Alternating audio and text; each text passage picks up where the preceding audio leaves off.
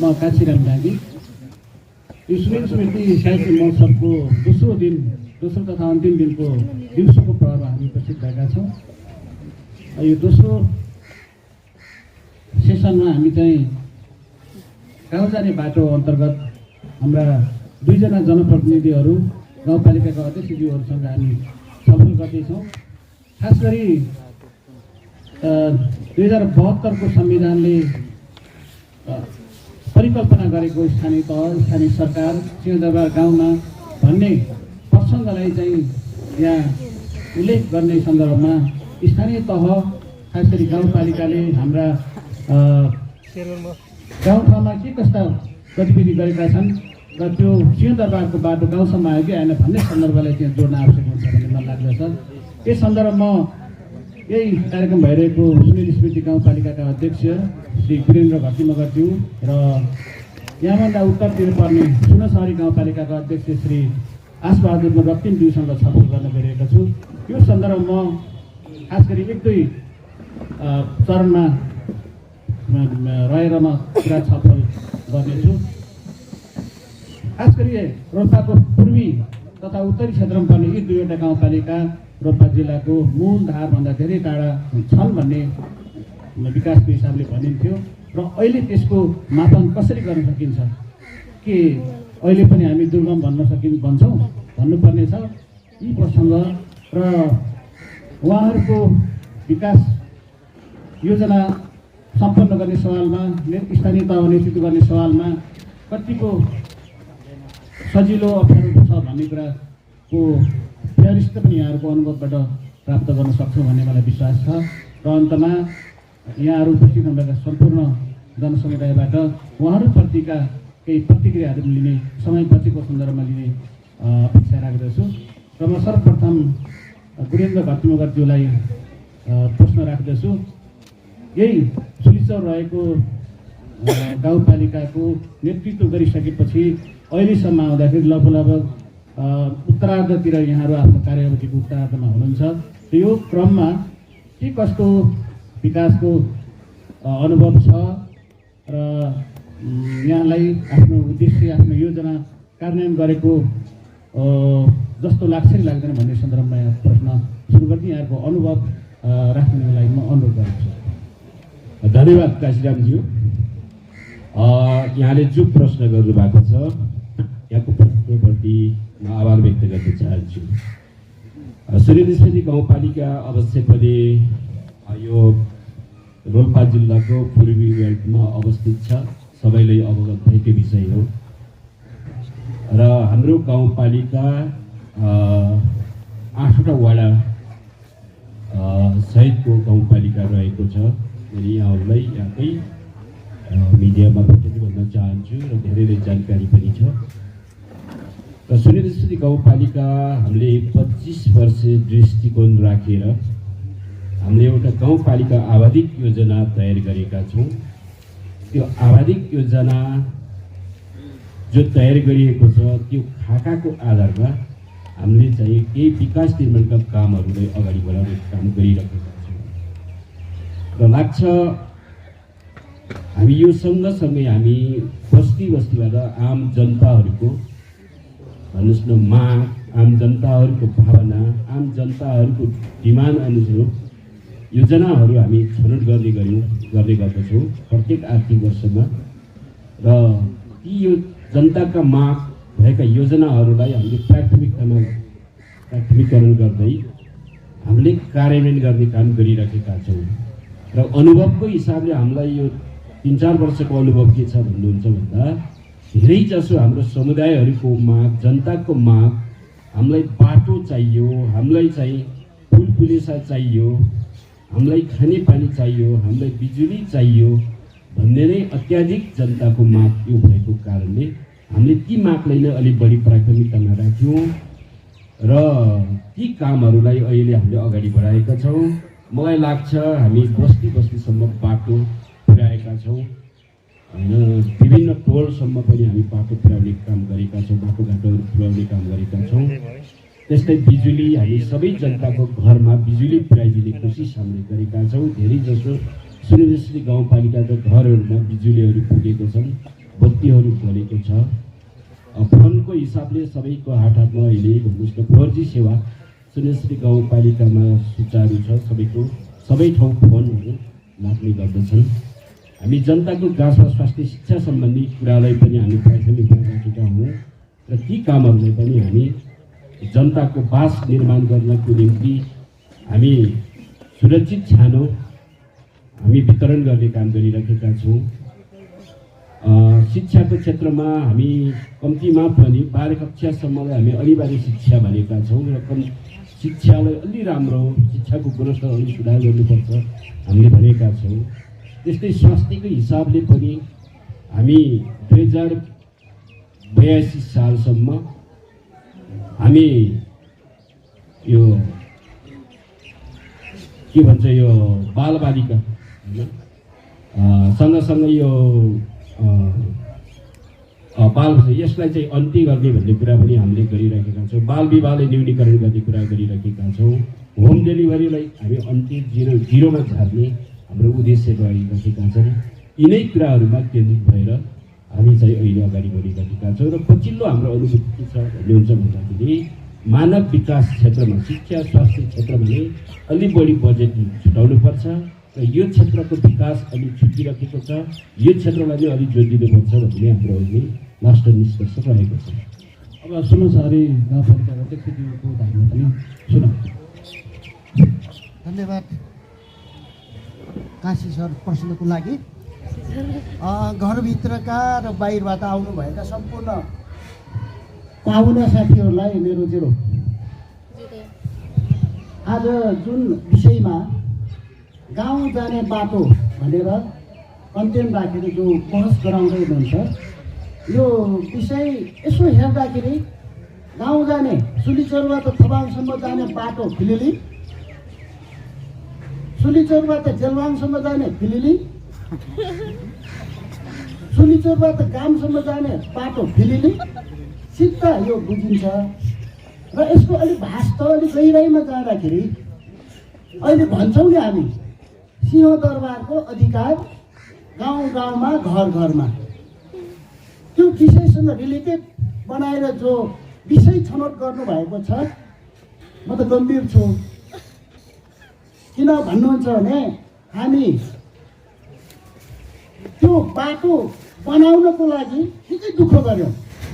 अहिले हेर्दाखेरि फिलिली छ यो राजनीतिक बाटो र त्यो बाटोको संकेन्द्रित यो नेपालको संविधान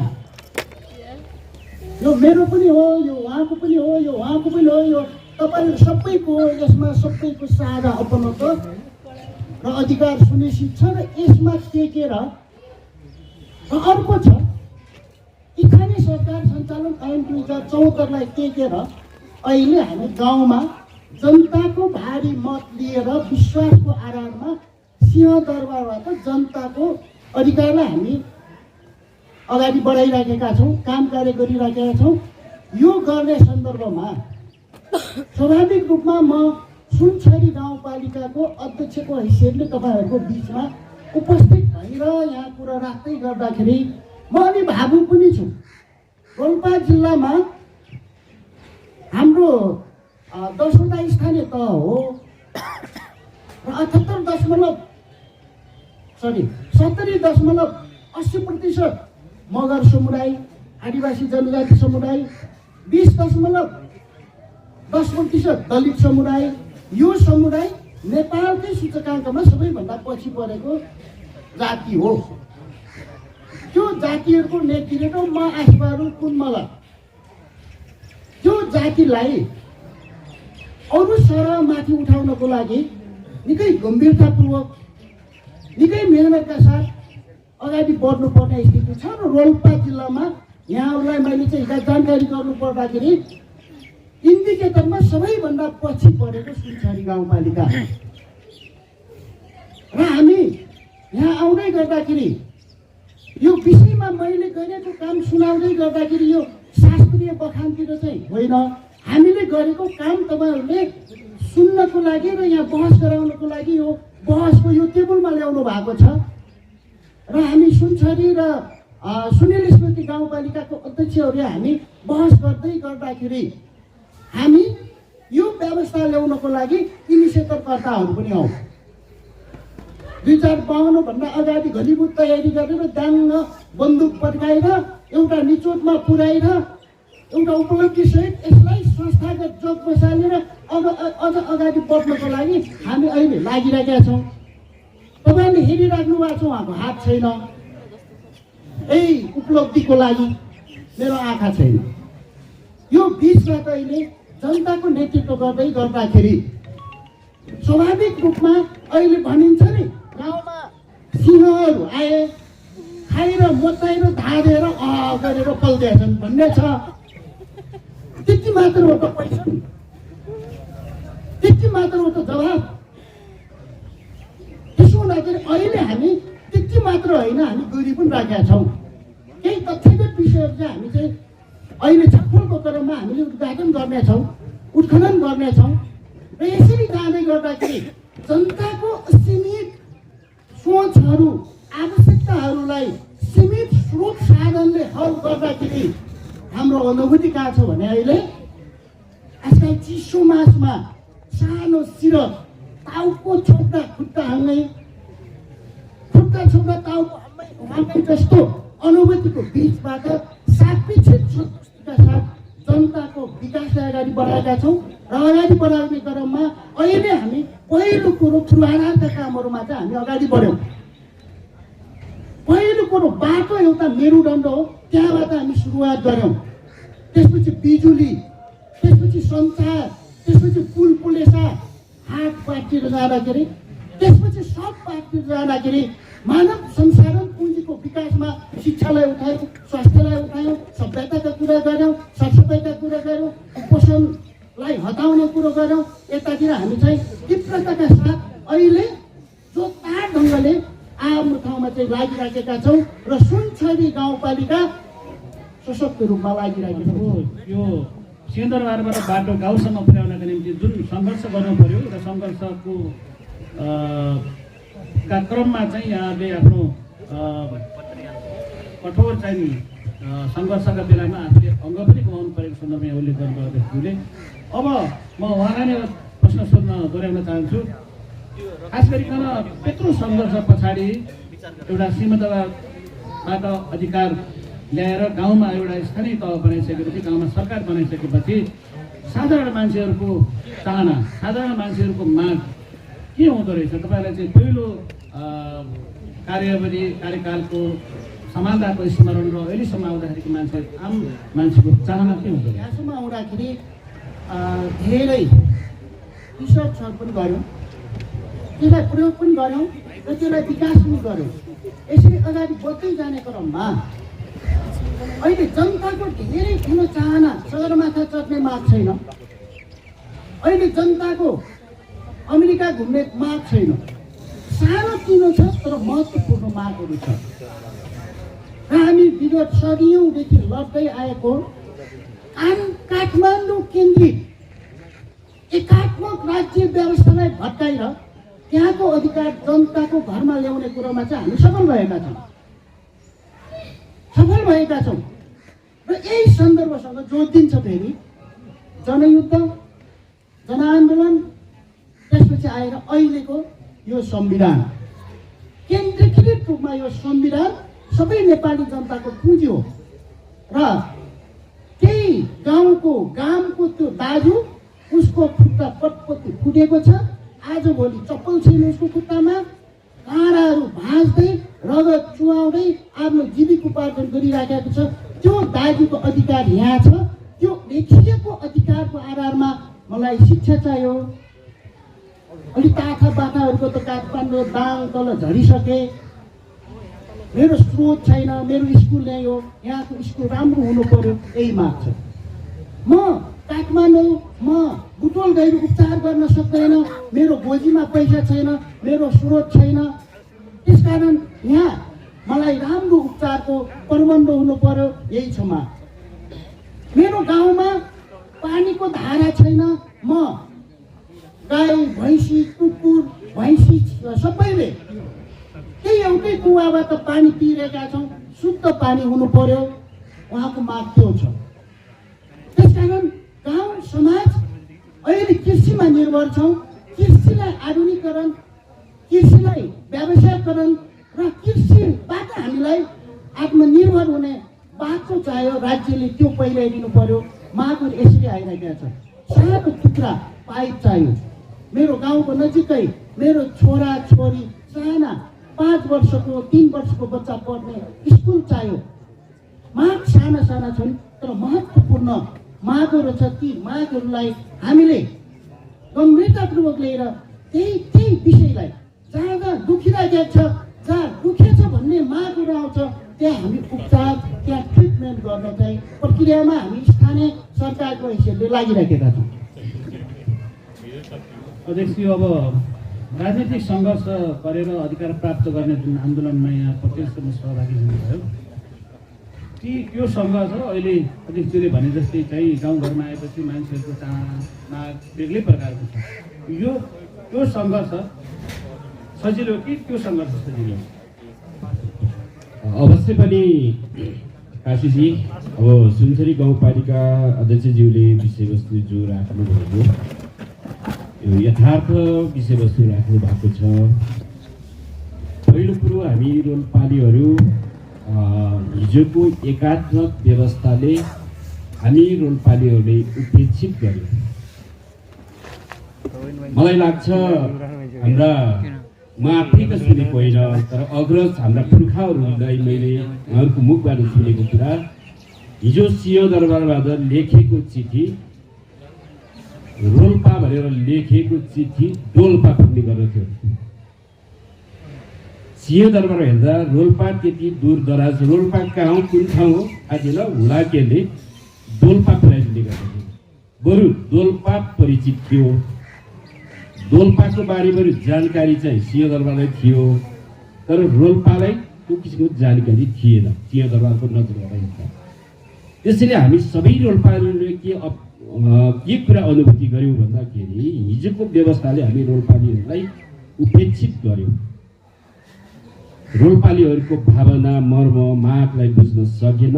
त्यस कारणले यो एकात्मक व्यवस्थाको अन्त्यको निम्ति हामी रोल्पालीहरू जुर्मुराउनुपर्छ, उठ्नुपर्छ, सङ्घर्ष गर्नुपर्छ भनेर हामी चाहिँ विकल्प खोज्यौँ। अन्ततः यो व्यवस्थालाई परिवर्तन गर्ने एउटा विकल्पको रूपमा हामी अगाडि बढ्यौँ। गर्दा त्यो त्यतिखेर व्यवस्था सिङ्गो एकात्मक व्यवस्थालाई चेन्ज गर्ने कुरा त्यो सामान्य थिएन। त्यतिखेर हामी सबै रोल्पालीहरू जुरुक्क उठेर त्यो व्यवस्था परिवर्तन गर्नको निम्ति हामी अगाडि बढ्यौँ नै। अध्यक्षज्यूले पनि भन्नुभयो, हामी तमाम व्यवस्था परिवर्तनको निम्ति थुप्रो साथीहरूले ज्यान गुमाउनु भयो, थुप्रो साथीहरू बेपत्ता हुनुहुन्छ, तमाम साथीहरू घाइते छौँ, तमाम रोल्पाली जनताहरूले होइन, नेता कार्यकर्ताहरूले रगत, पसिना, त्याग, तपस्या, घरबार सबै कुरा बिर्सेर हिजो हामी यो व्यवस्था परिवर्तन गर्न हेरेका हौँ। एउटा जोखिम उठाएकै हो। अन्ततः आज हामी त्यो जोखिम उठाउँदै गर्दा हामी त्यहाँनिर सफल भयौँ भन्ने हो। त्यो व्यवस्था हामी परिवर्तन गर्न सफल भएका छौँ र अहिले हामी सङ्घीय भन्नुहोस् एउटा संरचनामा, हामी गणतन्त्र नेपालमा हामी आइपुगेका छौँ। र हिजो एउटा कठिन ठुलो सङ्घर्ष गर्दै गर्दै जाँदा र अहिलेको फेरि हाम्रो एउटा सङ्घर्षको रूप, हामीले अर्को यसलाई विकास निर्माणको रूपमा, यसलाई सङ्घर्षको रूपमा बुझिरहेका छौँ। हिजो व्यवस्था परिवर्तनको निम्ति युद्ध सङ्घर्ष थियो, एउटा लडाइँ थियो, सङ्घर्ष थियो।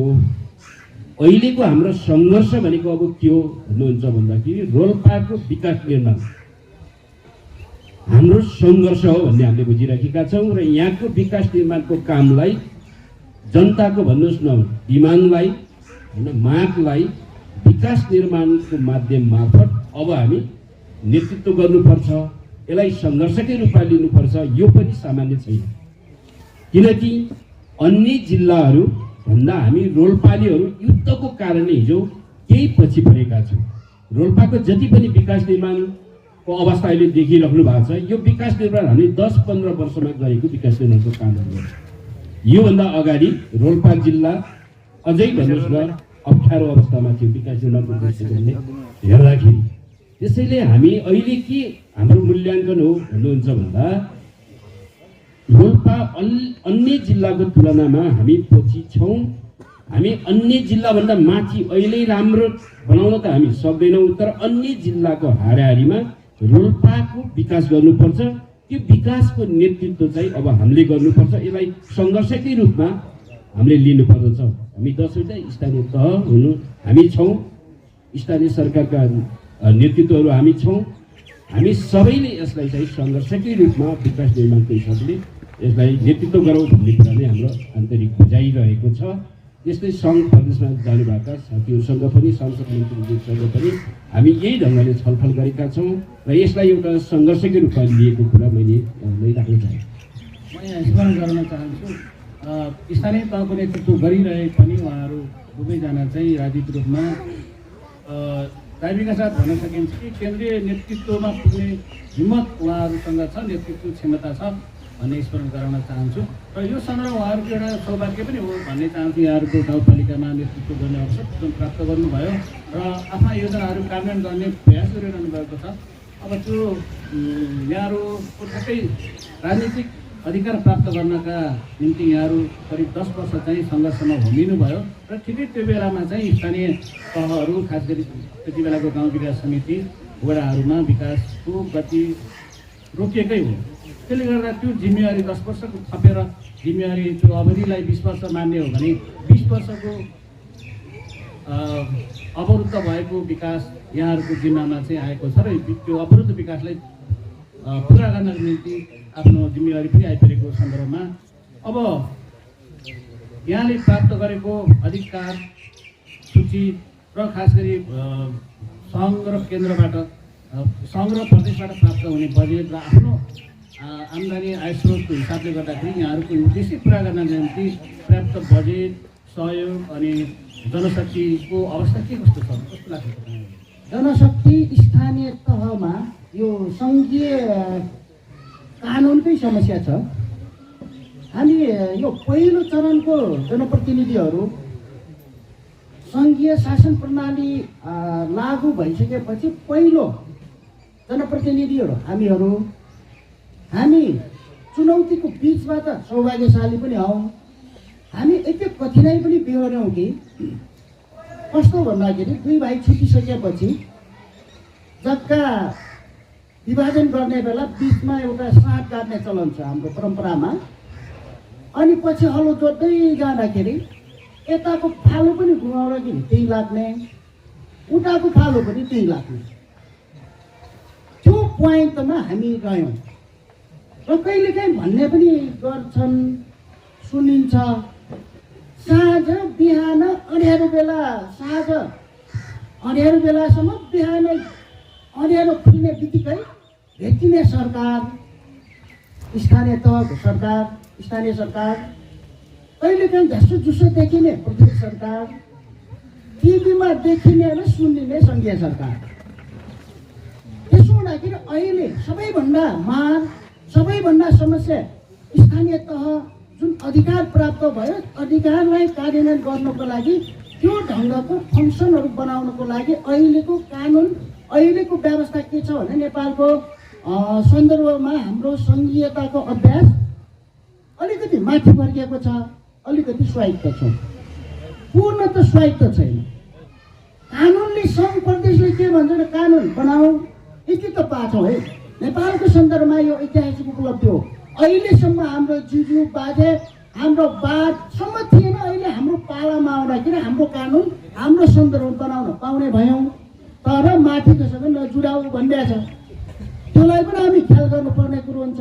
र कयौँ कानुनहरू माथिबाट पठाइदिएछ र कयौँ कानुनहरू पठाइदिएको छैन। हाम्रो प्रमुख प्रशासकीय अधिकारी सङ्घको कर्मचारी हुनुहुन्छ, तल लगाम लगाइदिने फेरि एउटा तरिका त भयो त नि, विश्वास नभए जस्तो होइन, हामीलाई कहीँ न कहीँ अनुभूत भएको छ। र हाम्रो कर्मचारी तन्त्रमा पनि, कर्मचारी सेक्टरमा हामी त्यो मकसदकर्ता हौ, प्लानरहरू हौ, मासलाई लिड गर्ने र मासबाट आएको कुरोलाई ठेक्ने कहाँ थाप्ने हो, काम गर्ने चाहिँ कर्मचारीले हो। अनि कर्मचारी लाइन लागेर आउँछन्, लाइन लागेर जान्छन्, होइन? कुनै सीमा छैन, कुनै परिधि छैन।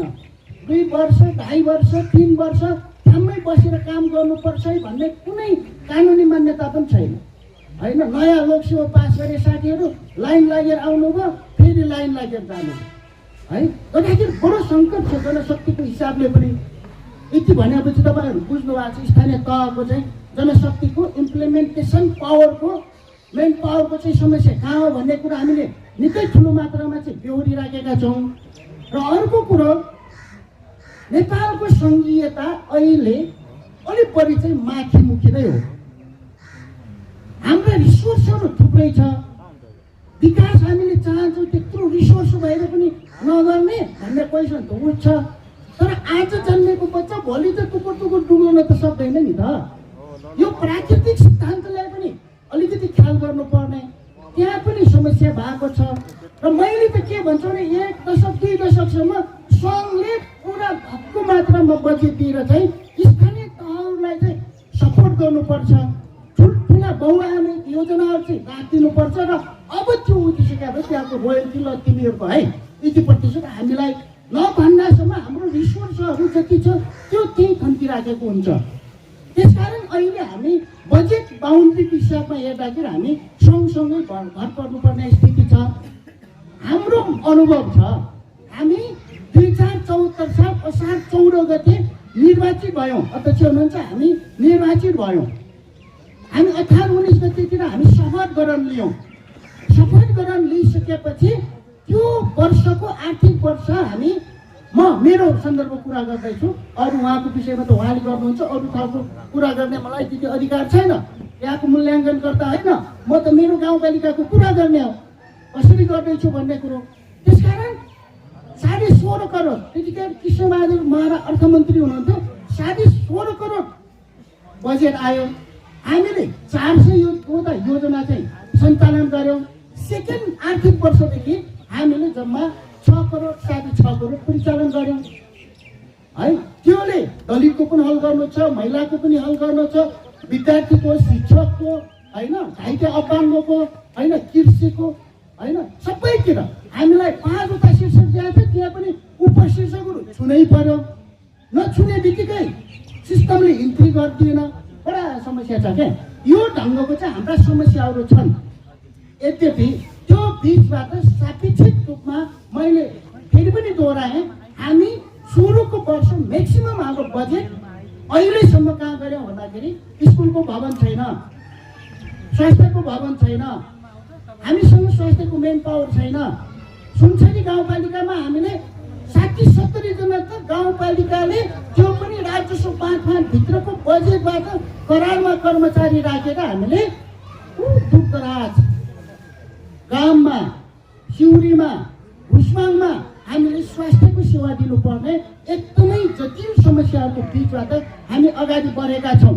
यसो गर्दाखेरि हाम्रो जनताको आकाङ्क्षा धेरै ठुलो छ। फेरि ती आकाङ्क्षाहरू हामीले सम्बोधन गर्न सकेका छैनौँ र त्यो अलिकति निराशाजनक आकाङ्क्षामा फेरि रिएक्सन धार राख्ने साथीहरूले टिकेर फेरि भ्रष्टाचारको ठिकेको हावाको कुरोहरू पनि आइराखेको छ, होइन?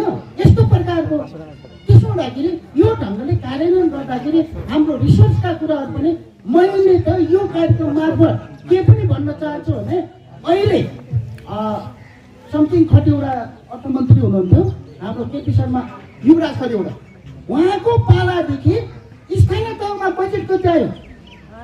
बढीमा 30-35% हो, अरू सबै माथि क्याप्चर गर्दै नि त।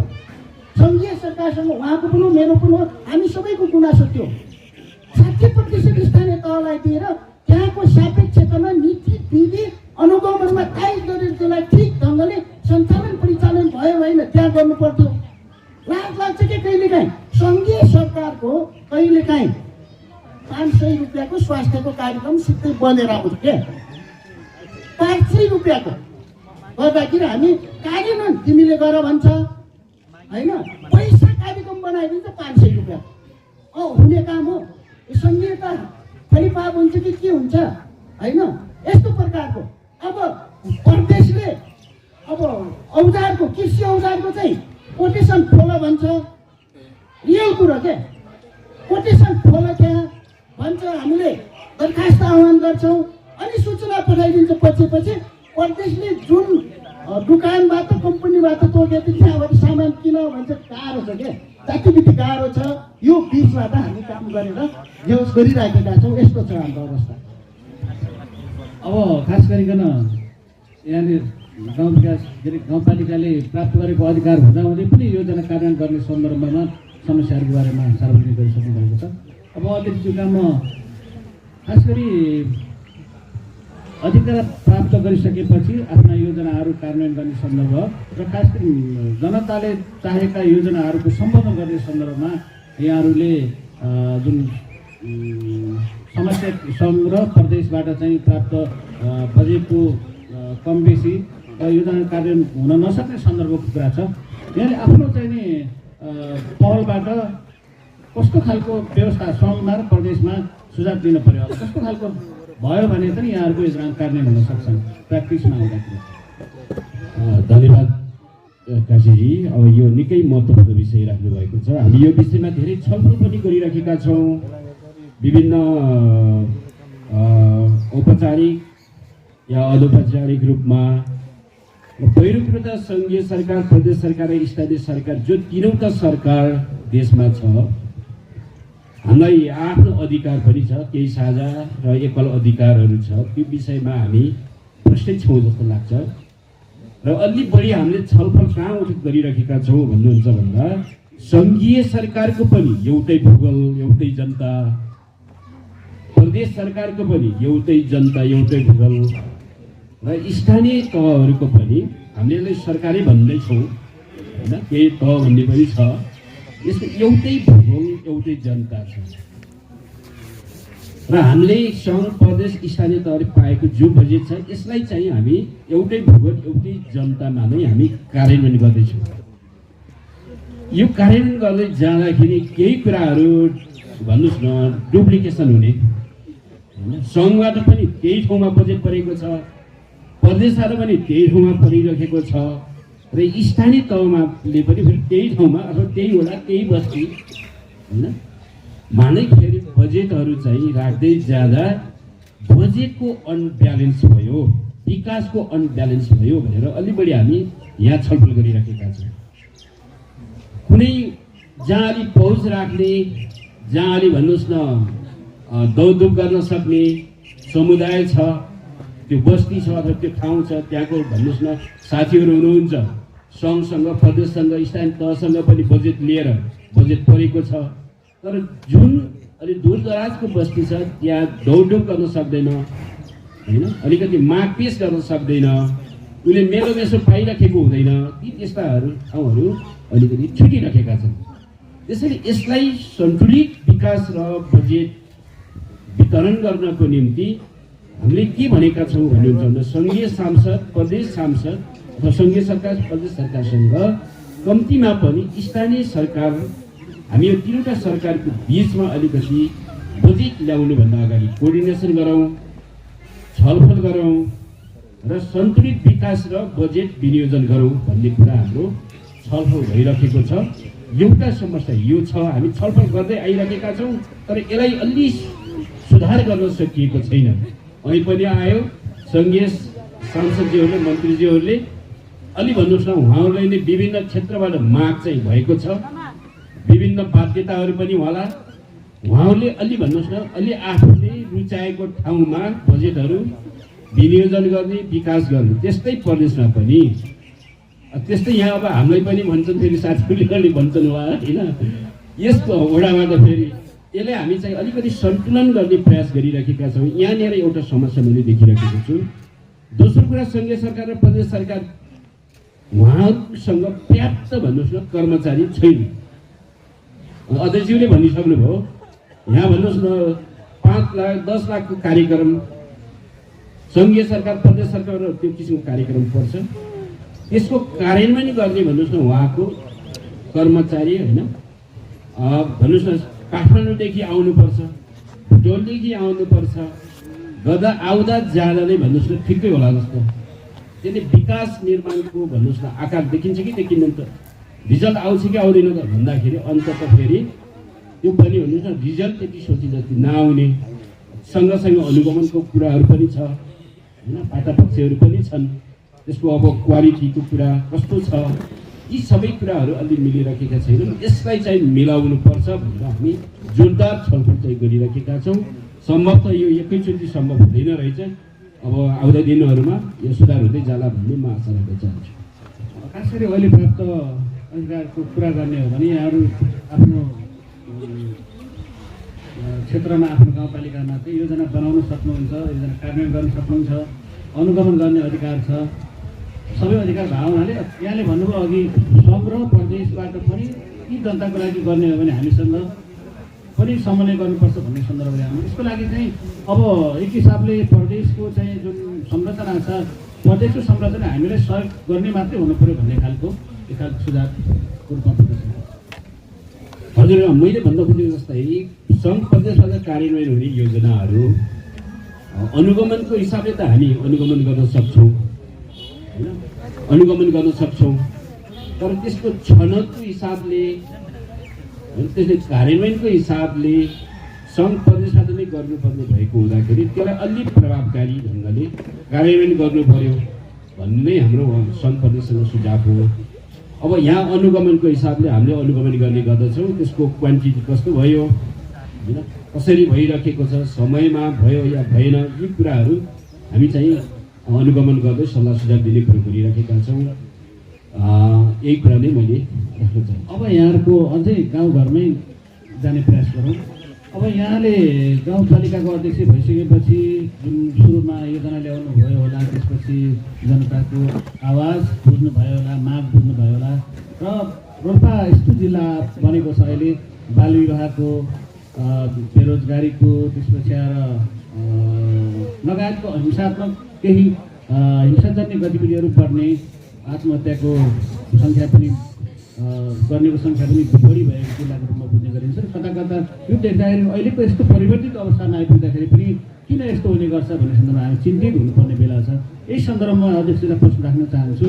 अब ती बाल विवाह गरिरहेको अवस्था, शिक्षा नपाइरहेको अवस्था, बेरोजगार भएर दिनौँ चाहिने बाहिर जानुपर्ने अवस्था र कृषि पेसा पनि लोप हुँदै गइरहेको, कृषकहरू नभेटिने अवस्था हेर्दाखेरि चाहिँ यहाँहरूको गाउँपालिकाले ठोस रूपमा कुन योजना ल्याउन पाए हुन्थ्यो, जनताले कुन माग राख्यो हुन्थ्यो भन्ने लाग्छ।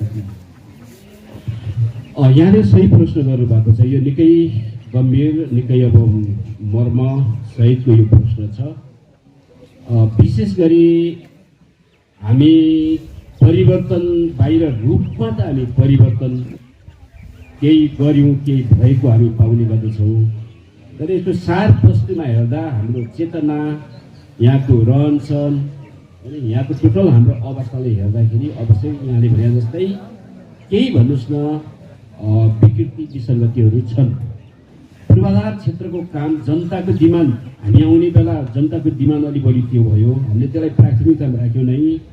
अबको हाम्रो प्राथमिकता भनेकै शिक्षा, स्वास्थ्य र सामाजिक विकासतर्फको काम नै हाम्रो बढी चाहिँ हामी यतातिर नै हामी बढी केन्द्रित छौँ र यो विषयमा हामी सिरियसली लाग्छौँ र त्यो किसिमको हाम्रो रणनीतिहरू होइन हामी चाहिँ बनाएका छौँ। हामी शिक्षा रणनीति, हामी चाहिँ कृषि रणनीति, हामी स्वास्थ्य रणनीति होइन सहित हामी अब यसलाई सुधार गर्नको निम्ति हामी चाहिँ यहाँको सामाजिक विकासलाई अलिक कसरी चाहिँ व्यवस्थित गर्न सकिन्छ भन्ने हिसाबले हामी प्लानसहित एउटा कार्यविधि, एउटा त्यो किसिमको रणनीति होइन एउटा खाका नै बनाएर हामी अगाडि बढ्नु भएको कारणले गर्दा अब लाग्छ यो विषयमा छिटै हामी सुधार गर्न सक्छौँ भन्ने नै मैले यहाँले भन्न चाहन्छु।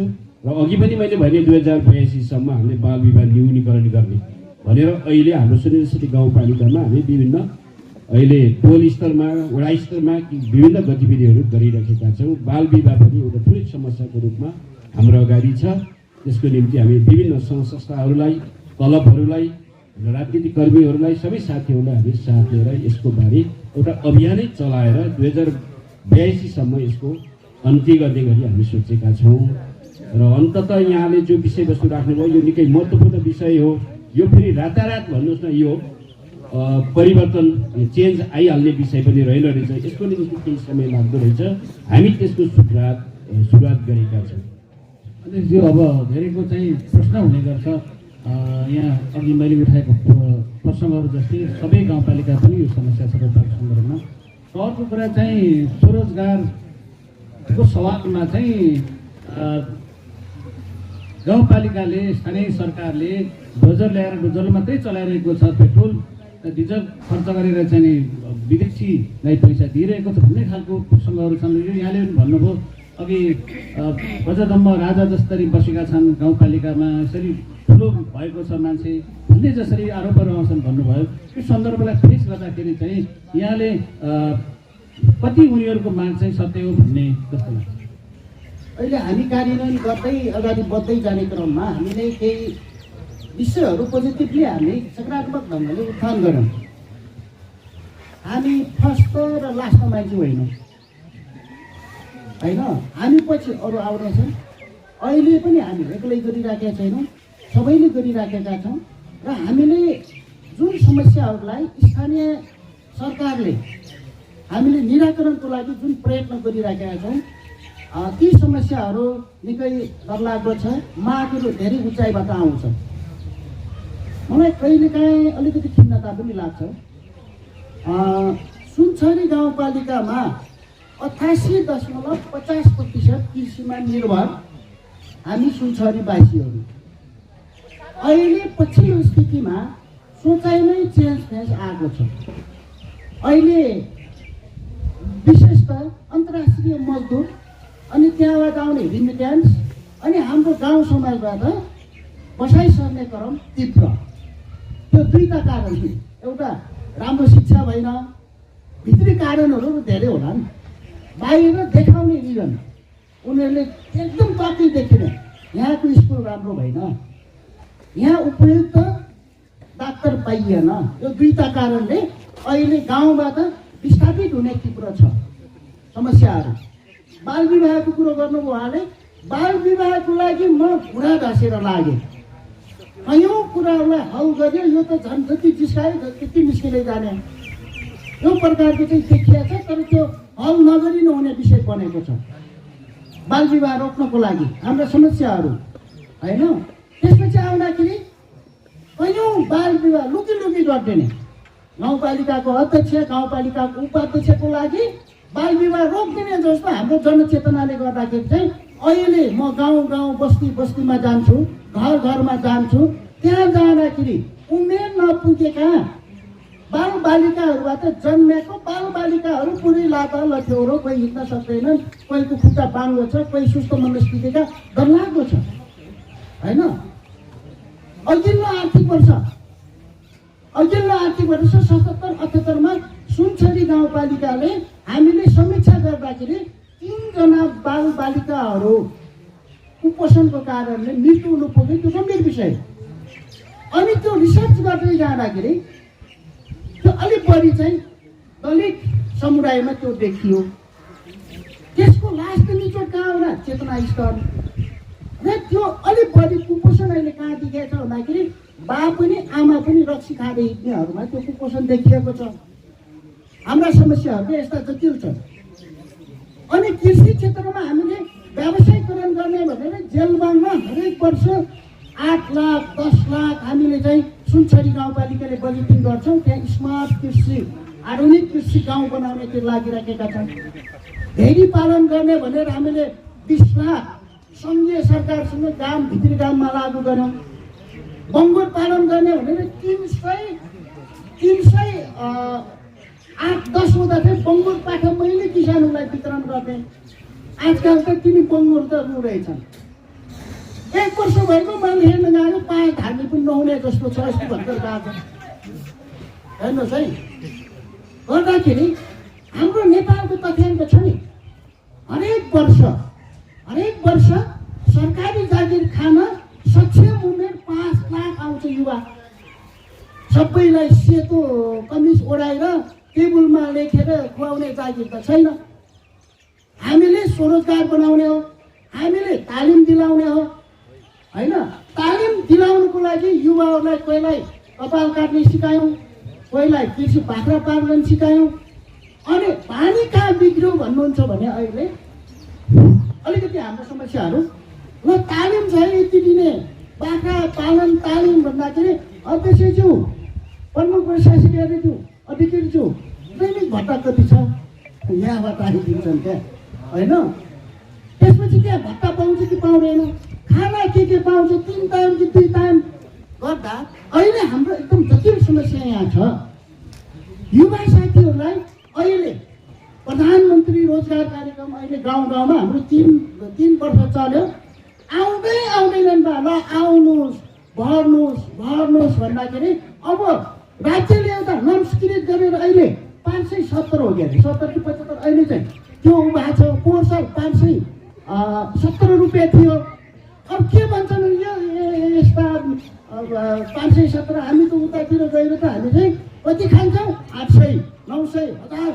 15 पो खान्छौँ त हाम्रो चेतना यहाँ छ क्या हाम्रो प्रयत्न नगरेको कुरो होइन र अर्को कुरा हामी यति धेरै अहिले जोड्ने हो भने करोडौँ हामीले चाहिँ कृषिमा लगानी गऱ्यौँ म चेतना स्तरसँगको क्वेसनको कुरो पनि गरिराखेको छु क्या हाम्रो समस्या त्यो हाम्रो समस्या हो हामीले हल गर्ने कुरो इन्ट्र्याक्सन गरेर उहाँहरूलाई त्यहाँ सहमत गर्ने कुरो होइन करोडौँ हामी चाहिँ लगानी गरेका छौँ अहिले के छ भन्दाखेरि एउटा मध्यम सोच भएको आर्थिक अवस्था हो गरिब नै छ उसको सोच के छ अलिक पढे लेखेको छ कागजपत्र मिलाउन सक्छ उसले चाहिँ कस्तो भन्दाखेरि एक ठाउँमा बसेर चाहिँ 10 औँलाले 20 औँलाले 20 औँला भने खुट्टा समेतको क्या ल्याप्चे लगाएर चाहिँ कागज मिलाएर अनुदानमाथि अनुदान बाख्रा पालन अनुदान उही आउँछ बङ्गुर पालन अनुदान उही आउँछ होइन यता जडीबुटीको अनुदानमा उही आउँछ होइन त्यसपछि कहीँ तालिम चल्यो उही आउँछ गर्ने केही पनि होइन परमाणु लगेको छ सिरानीमा सजा छ यो हाम्रो समस्याको कुरो हो त्यसकारण यस्तो हाम्रो जनलेभलमा चेतनागत समस्याहरू पनि छ र यसलाई पनि अलिकति हामीले चाहिँ वर्गीकृत र विशिष्टीकृत गरेर अब गर्ने गरिकन अनुदानका कुराहरूलाई चाहिँ अगाडि बढाउनु पर्छ भन्ने कुरा चाहिँ छ र मेसिनको कुरो हो मेसिनको कुरोमा अहिले हामीले ठाउँमा यिनै हो र गर्नुहोस् है भन्दाखेरि आउँदैनन् रोल्पाको पनि सुन्छ अरे मैले भने फेरि दोहोऱ्याएँ 77.80% मगर खामभाषीहरू हाम्रो कल्चर के छ भने लाउरे कल्चर लाउरे संस्कार यहाँ उही काम अगाडिन्छ गर्न मान्दैनन् लाज मान्छ समस्या क्या हाम्रो उता उही काम गर्छ अनि यहाँ आउँदाखेरि 2-4 दिन बस्छ सुतेक बुटेक भएर बाल हल्लाएर चाहिँ अब संस्कार हाम्रो त्यो छ योले पनि बिग्रिराखेको छ योलाई कसरी करेक्सन गर्ने हो भन्ने हाम्रो लागि अबको ठुलो चुनौती बनेको छ र हामी जोर जबरजस्त रूपमा चाहिँ ठुलो अन्तर्क्रियाका साथ मैले यो देशमा केही गर्नुपर्छ है भन्ने धारणा चिन्तन सोचको विकास आम युवामा चाहिँ गर्नुपर्ने छ काम दिँदाखेरि कयौँले गर्दैनन् इन्कार गर्छन् अहिले दाता तथ्याङ्क नेपालमा के छ भन्दाखेरि 1,32,000 युवाहरू त कडा ड्रग्समा फँसेका छन् नि त 60% को दरले त्यो त्यत्रो विकासमा छ डरलाग्दो छ यो नेपालकै त्यसकारण त्यो मेरो गाउँपालिकाको पनि समस्या हो कहीँ न कहीँ फगत समयमा चाहिँ टाइम बिताउने यो चाहिँ यसलाई चाहिँ करेक्सन गरेर नेपाल एउटा यस्तो देश हो कि नेपालको 3 करोड जनसङ्ख्यामा 50% युवा भएको जनशक्ति भएको चाहिँ देश नेपाल यसलाई ठिक ढङ्गले परिचालन गर्ने सोचमा कसरी क्रान्ति ल्याउने भन्ने कुरो हाम्रो अगाडि ठुलो चुनौती छ र फेरि आशा हामीले हेर्दाखेरि केही युवाहरूले फेरि आशलाग्दो ढङ्गले पनि गरिराखेका छन् उहाँहरूलाई म यो बहसमा धन्यवाद पनि दिन चाहन्छु र त्यो गर्ने युवा जस्तै अरूलाई गराउनको लागि हामीले ठुलो सङ्घर्ष गर्नुपर्नेछ यही बिचबाट अगाडि बढ्दैछौँ हिजो हामी पुरानो व्यवस्थाले भत्काउनको निम्ति सङ्घर्ष गऱ्यौँ भने अहिले हामी निर्माण गर्नको निम्ति सङ्घर्षको रूपमा हामी लागिराखेका छौँ त्यसैले जनइच्छा विपरीत हामी जान सक्दैनौँ जनताको इच्छा अनुरूपको भन्नुहोस् न हामी कार्यक्रम बनाएर हामी अगाडि बढिरहेका छौँ स्मरण गराउन चाहन्छु हिजो को न्याय पद्धति हिजोको सुशासन हिजोको चाहिँ शासन पद्धति जुन अँगाल्नु भएको थियो त्यो यहाँको चाहिँ अहिले स्थानीय तहमा अप्लाई गर्नका निम्ति अथवा लागू गर्नका निम्ति चाहिँ सजिलो अप्ठ्यारो के छ मैले प्रत्यक्ष मेरो जीवन व्यवहारमा भोगेको 53 सालदेखि मैले पनि जनसत्ता चलाएँ सत्ता भनेको के हो? सत्ता भनेको दैनिक जनताका समस्याहरूलाई समाधान गर्ने माध्यमै हो, होइन? त्यसो हुँदाखेरि हिजो दैनिक भइपरि आउने समस्याहरूलाई समाधान गर्ने जनशैलीको तरिका अपनाइएको थियो। अहिले मात्र यति हो कि योसँग सम्बन्धित भएर जानुपर्छ। उतिखेर जनवादी कानुनको चाहिँ एउटा चाहिँ मस्यौदा थियो, त्यहीसँग रिलेटेड भएर जान्थ्यौँ। अहिले त्यो जनसत्ताको अंश यसमा आएको छ। उतिखेरको प्रजातान्त्रिक शक्तिको पनि आएको छ, क्रान्तिकारी शक्तिको पनि आएको छ, वामपन्थी शक्तिको पनि आएको छ। त्यसैले यो संविधान साझा दस्तावेज हो। यो काङ्ग्रेसको पनि हो, यो एमालेको पनि हो, यो माओवादीको पनि हो, इभन यो राजावादीहरूको पनि हो। त्यसो हुँदाखेरि यो भित्र त्यो समाहित भएकोले हामी अहिले मार्क्सवाद, लेनिनवाद, माओवाद दृष्टिकोणले मात्र पुग्दैन, त्यसलाई हामीले काम गरेर के अरे योसँग जोडेर जानुपर्छ, नत्र हामी अलगावमा पर्छौँ, हामी फेल हुन्छौँ। त्यसो हुँदाखेरि अहिले योसँग हामी जोडिएर चाहिँ अगाडि बढिराखेका छौँ, होइन? तर अनुभूतिको आधारमा त म त तरिकाहरू जनशैली अपनाउँछु। किन यो अपनाइस् भन्ने कुरो भएन नि त। उतिखेर माओवादी पार्टीले मदिरापान निषेधित आन्दोलन चलाएको थियो, अहिले पनि चलाइराखेको छ। आउँदाखेरि म्याक्सिमम हाम्रो न्याय समितिलाई मैले क्लास दिने कुरो उपाध्यक्षको नेतृत्वमा छ, क्लास दिने कुरो जनतामा आधारित रहेर जनमतहरूलाई ख्याल गरेर फैसला गर्दै हाम्रो तरिका त्यही हो। र उतिखेरको जनसत्ताले चलाएको शिक्षा अहिले मेरो गाउँपालिकामा जनवादी स्कुल 6वटा हो, अहिले सबै हाम्रो दायित्व बनेको छ र हामीले चलाइराखेका छौँ। शिक्षा करारमा राखेका छौँ र हामी चलाइराखेका छौँ। 6वटा विद्यालय हो, जेलबाङमा 3वटा हो, गाममा एउटा हो, जयमाकासलामा एउटा हो, सिउरीमा एउटा, 6वटा जनवादी विद्यालय। अब हामी त सबै खोलसहित यहाँ आएपछि त्यो उतै छुटेर आउने कुरो त हो न, यहीँ जोड्दै छौँ। र अहिले हामी त्यसलाई चाहिँ सरकारी निकायको उसँग शिक्षा नीतिसँग जोडेर चाहिँ हामी अगाडि बढाइराखेका छौँ। अहिले पनि आउँदाखेरि म उहाँ अध्यक्षज्यू पनि हुनुहुन्छ, अगाडि पनि भनेको थिएँ विद्यार्थी आन्दोलन अनि 52 सालको जनयुद्धको थालनीकर्ता, त्यसपछि आउँदाखेरि शान्ति प्रक्रियापछि पनि अहिले आउँदाखेरि म त यस्तै पार्टी भन्दै पार्टीबाट जनताको सेवा गर्दै यसो हिसाब गर्छु त कन्टिन्यू लगातार रूपमा चाहिँ 30 वर्ष जसो भइगयो छ। उहाँको अझ बढी भएको छ। त्यहाँसम्मको अनुभव अहिले बडा गजबले फिट भएको छ। किन मास परिचालन गर्न सक्छु, हजारौँ हजार सेनाहरूको चाहिँ भात पकाएको त अहिले मास परिचालन गर्ने गजबले सजिलो भएको छ क्या। त्यहाँ अलिकति अनुभव नभएको साथीहरूलाई त्यहाँ समस्या परिरहेको छ। मेरो आफ्नो गाउँपालिकामा पनि 6743वटा देशैभरिको वाडामा 7वटा वाडा मेरोमा हो। त्यो वाडामा पनि उतिखेर जनसत्ता चलाएर आएको साथी र नचलाएर आएको साथीमा कहीँ न कहीँ कम्पेरिटिभली जाँदाखेरि फरक छ। त्यसकारण त्यसलाई त हामीले एउटा पुँजीको रूपमै ल्याउनु पर्यो। त्यसरी जाँदाखेरि हामी महिलाहरूको अधिकारको कुरा गऱ्यौँ, दलितहरूको अधिकारको कुरा गऱ्यौँ, छुवाछुत अन्त्यको कुरा गऱ्यौँ, होइन? 74 सालमा आउँदाखेरि यति टाउको गयो कि ल तपाईँको स्वास्थ्य सुरक्षाको लागि, मातृ शिशु सुरक्षाको लागि तपाईँहरू संस्थागत सुत्केरीमा आउनुहोस् है भन्दाखेरि कोही नआउने। म चाहिँ अघिल्लो 77को आर्थिक वर्षको मेरो गाउँपालिकामा चाहिँ संस्था कति भयो भन्दाखेरि 296 बच्चा जन्मिए है, 296 जना बच्चा जन्मिए। त्यसमा 208 जना संस्थागत सुत्केरीमा आए क्या। यो त हाम्रो उपलब्धिको पाटो। यद्यपि यो सब पास भएकोले हामी देखाउन सकेका छैनौँ र सबैलाई भन्न सकेका छैनौँ। यो हाम्रो कमजोरी भयो। गाउँपालिका बनेर पहिलो जनप्रतिनिधि बनेर आउँदाखेरि रोल्पा जिल्लामा सुनसरी गाउँपालिकामा हाम्रो इन्डिकेटर सबैभन्दा लास्ट हो। अहिले यो अस्ति गएको आर्थिक वर्षमा हाम्रो समीक्षामा 5औं स्थानमा चाहिँ हामी आउन सफल भयौँ। हामीभन्दा पछि अरू 5वटा गाउँपालिका छ। केही जेनुन उदाहरणहरू होइन। एवं प्रकारले हाम्रा उपलब्धिहरू जाँदाखेरि भूगोल कस्तो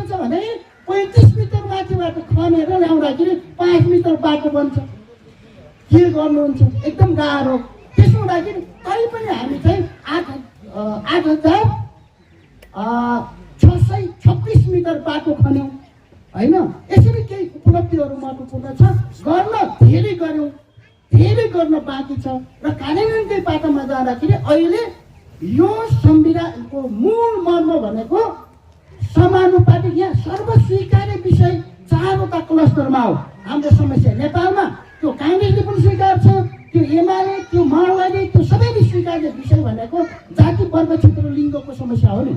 त्यसको समाधानको way के हो त भन्दाखेरि समानुपातिक, समावेशी र सहभागिता हो। त्यसकारण अहिले त्यो हाम्रो गाउँपालिकामा लागू भएको छ र योलाई लागू गर्नै पर्छ। यो संविधानमा लेखेको विषय मेरो हो, हाम्रो हो। यो लागू गरेर सुनसरी गाउँपालिकामा कार्यान्वयन गरेन भने यो संविधान फेल, यो संविधान फेल। यसपछिको उत्कृष्ट संविधान भनेको उत्तर कोरियाको या लेनिनको चाहिँ रसियाको अनि माओपालाको चाहिँ चाइनाको संविधान हो। त्यो भनेको जनवादी गणतन्त्र हो, नेपाल हो। त्यहाँसम्म अहिले भर्खरै जान सक्दैन। यो फेल भयो भने खुट्टा खाङ गरेर बसेको लिङ्गदेनजीहरूको संविधान अगाडि आउँछ। त्यसकारण पनि हामी गम्भीरतापूर्वक चाहिँ यो संविधानलाई त कार्यान्वयन गर्नै पर्यो नि। जब योलाई हामीले उहाँ पनि रहने हो, यहाँ विरोधको लागि यो संविधानको पनि विरोध हुनुपर्छ र यो संविधान फेरि ताम्रापत्र होइन, यो मिटिने नमिटिने होइन। यो संविधानको मूल मकसद भनेको उतिखेरको उहाँहरूको संविधान के थियो भन्दाखेरि अपरिवर्तनीय थियो। 47 सालको संविधान श्री 5 संविधानमाथि वही बक्सन्छ थियो। यो संविधान सम्पूर्ण शासन सत्ता जनता नीत हुनेछ भन्ने यो संविधान हो र यो हो। त्यसकारण जनता नीत बनाएर हामीले कार्यान्वयन गर्न सकेनौँ भनेपछि यो संविधान फेल हुन्छ। त्यसकारण पनि म के भन्छु भने हामी जनप्रतिनिधि भनिएकाहरू सधैँको लागि होइन, म त किसान हुँ। अब यहाँबाट गएर चाहिँ म बाख्रा पालन गर्ने सोच गरेको छु। हलो जोत्न जाने हो, उनीहरूको बिट हाल्न जाने हो, हलो तास्न जाने, छुट्यो गर्न जाने हो। त्यसकारण म 5 वर्षको लागि मेरो कार्यशैली जनजीवन शैलीसँग जोड्दै हुनु पर्यो।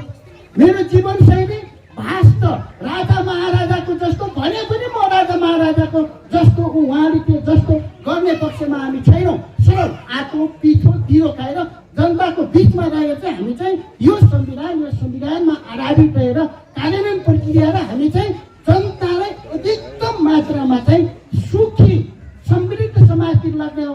समृद्ध भनेको के हो त?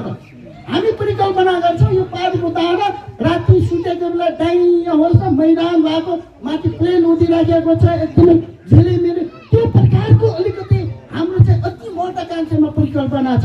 यति गरौँ कि हाम्रो दलित दाजुभाइहरूको, मेरो आफ्नो सोचमा दलित दाजुभाइहरूको आवरणलाई स्तर उन्नति गरिदेऊ। छतबाट पानी फाल्ने पानीलाई सच्याइदेऊ। फोहोर पानी फाल्ने पानीलाई है जताततै लत्रिएको पाइपलाई व्यवस्थित गरिदेऊ है। हाम्रो घरबाट हामीले उत्पादन गरेको फोहोरलाई ठिक ठाउँमा हामीले माइनस गरिदेऊ होइन। अनि महिलाहरूलाई हामी बराबर नागरिकको रूपमा चाहिँ विकास गरौँ।